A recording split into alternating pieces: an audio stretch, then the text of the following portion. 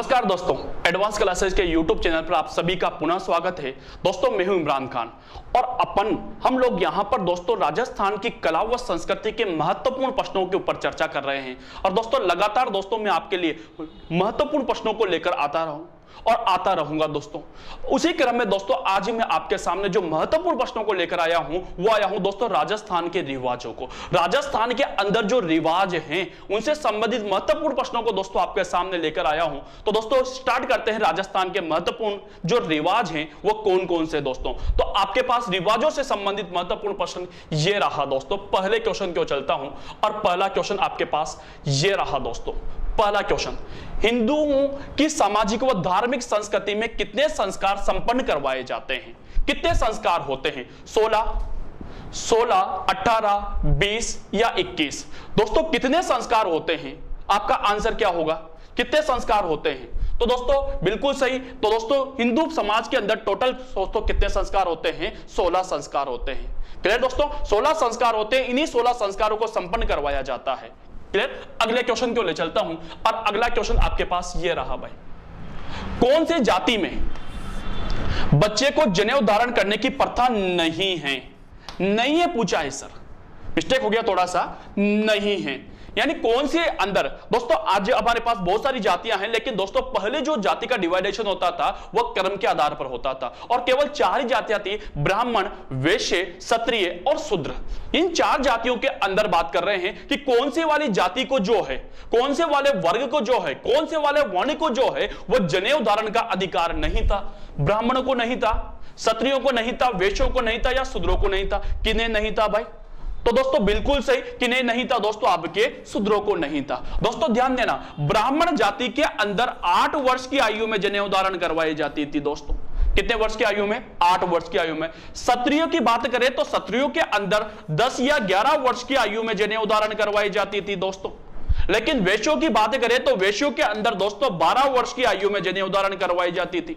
लेकिन दोस्तों शूद्र एक ऐसी जाति थी जिनको जनेऊ धारण का अधिकार नहीं हुआ करता था। क्लियर। अगले क्वेश्चन को ले चलता हूं। अगला क्वेश्चन ये रहा आपके पास। देखिए, बच्चे के जन्म के 8वें दिन, बच्चे के जन्म के 8वें दिन बहन बेटियों को घर पर बुलाया जाता है, जिसे क्या कहा जाता है?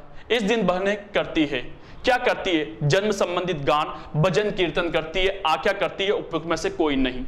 यानी जब दोस्तों जब बच्चा 8 दिन का हो जाता है तो घर की बहनों को, घर की लड़कियों को घर पर बुलाया जाता है, बुआ जी को आती है और दोस्तों उनके द्वारा एक संस्कार करवाया जाता है जिसे कहा जाता है दोस्तों, उसे कहा जाता है आपके आख्या।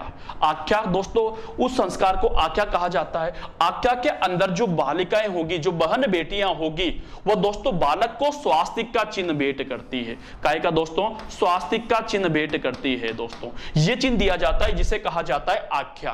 क्लियर। अगले क्वेश्चन को ले चलता हूं। अगला क्वेश्चन आपके पास ये रहा भाई।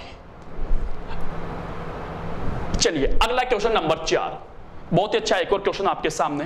राजस्थान में जीवित मोसर प्रथा प्रचलित है। यानी जीवित मोसर का मतलब होता है मृत्यु भोज।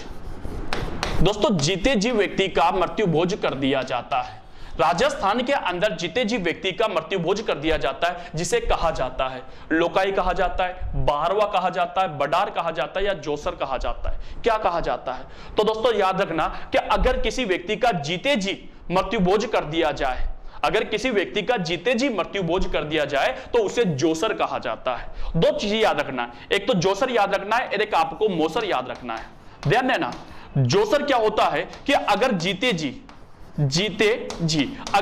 जी किसी का मृत्यु भोज कर दिया जाए तो उसे जोसर कहा जाता है। और अगर किसी का मृत्यु के बाद अगर किसी के मृत्यु के बाद मोसर किया जाता है, अगर मृत्यु के बाद दोस्तों किसी का मृत्यु भोज किया जाता है तो उसे मोसर कहा जाता है।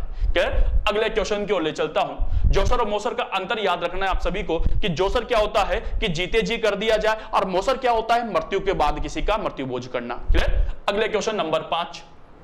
चलिए, आज भी बच्चे के गर्भ में तलवार रखी जाती है।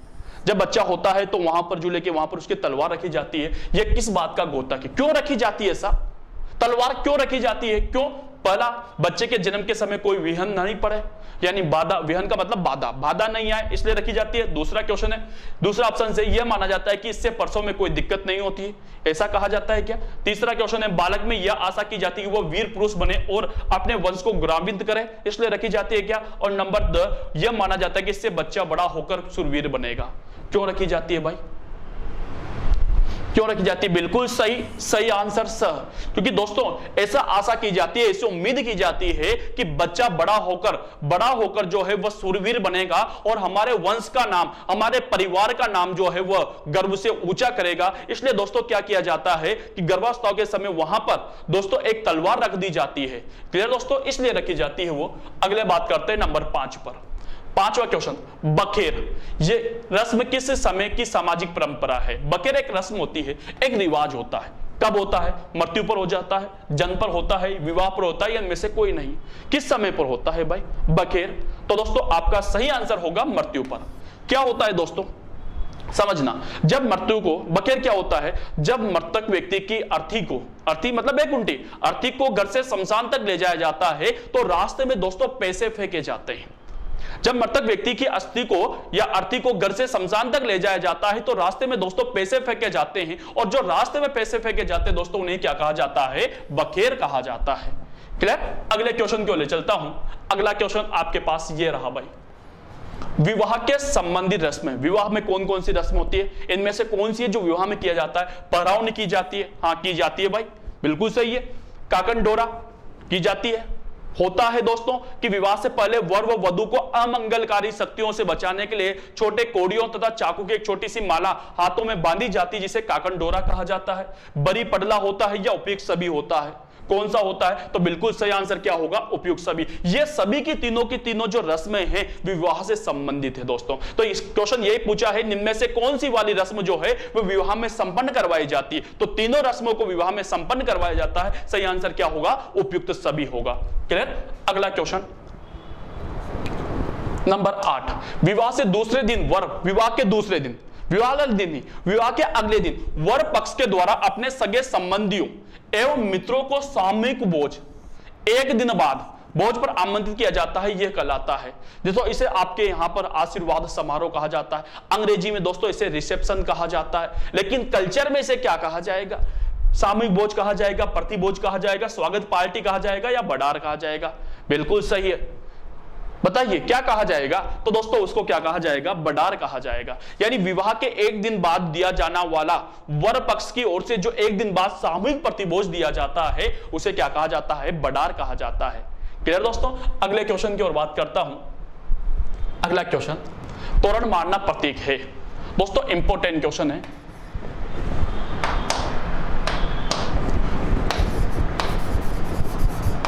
इंपॉर्टेंट क्वेश्चन है। तोरण मारना प्रतीक है, किसका प्रतीक है? विजय का, वधु का, विवाह का, या किला फतेह करने का?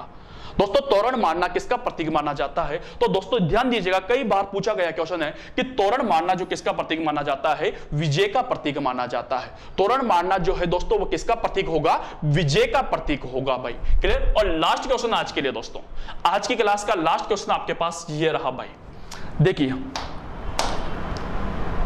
जब बारात वधु के घर पर पहुंचती है, वधु घर पर पहुंच गई तो वधु पक्ष के वाले वर पक्ष की अगुवाई करते हैं, यानी उनका स्वागत करते हैं, इसे क्या कहा जाता है? यानी जब बारात जो है वधु के घर पर पहुंच जाती है तो बारात का स्वागत किया जाता है, जिसे क्या कहा जाता है? बारात का स्वागत करना क्या कहलाता है?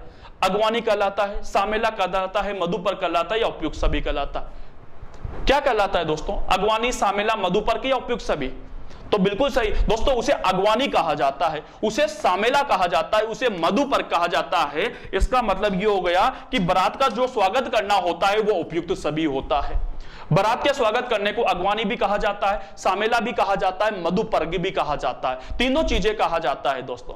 इसलिए दोस्तों इसका सही आंसर क्या होगा? उपयुक्त सभी होगा। क्लियर दोस्तों? तो दोस्तों ये थे राजस्थान के रिवाजों से संबंधित, राजस्थान के रिवाजों या रीति रिवाजों से संबंधित महत्वपूर्ण प्रश्न जिसके बारे में अपन यहां पर चर्चा कर रहे थे। और दोस्तों इसी तरह और भी क्वेश्चन मैं आपके सामने लगातार लेकर आता हूं और आता रहूंगा। दोस्तों आज के लिए इतना ही, परमिशन दीजिए, आगे की चर्चा अगली क्लास के अंदर करेंगे। थैंक यू, शुक्रिया, धन्यवाद दोस्तों।